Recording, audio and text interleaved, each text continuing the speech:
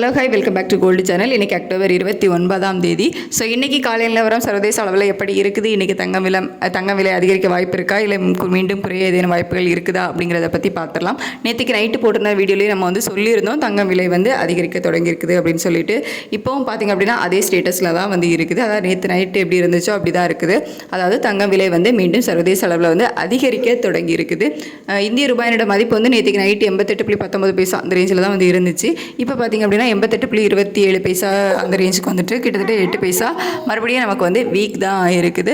So இதெல்லாம் வச்சு பார்க்கும்போது இன்றைக்கி தங்கம் விலை அதிகரிப்பதற்கான வாய்ப்புகள் தான் வந்து இருக்குது. ஸோ எவ்வளோ ரூபா வரைக்கும் விலை அதிகரிப்பதற்கான வாய்ப்புகள் இருக்குது அப்படின்னு பார்த்தீங்கன்னா 80 ரூபாலேருந்து ஒரு 150 ரூபா வரைக்குமே விலை அதிகரிப்பதற்கான வாய்ப்புகள் தான் வந்து இன்றைக்கி இருக்குது.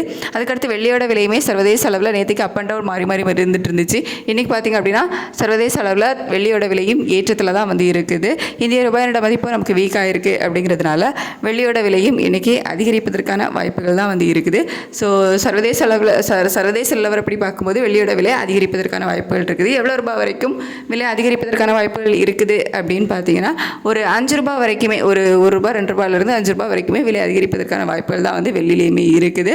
ஸோ எப்படி இருக்குது, எந்த மாதிரி ரேட் அனௌன்ஸ் பண்ணுறாங்க அப்படின்னு சொல்லிட்டு அப்டேட் வந்ததுக்கப்புறம் நான் உங்களுக்கு வீடியோவில் தெரியப்படுத்துகிறேன். ஸோ இப்போதைக்கு தங்கம் மற்றும் வெள்ளி இரண்டுமே வந்துட்டு ஏற்றத்தில் தான் வந்து இருந்துகிட்டு இருக்குது. தேங்க்யூ.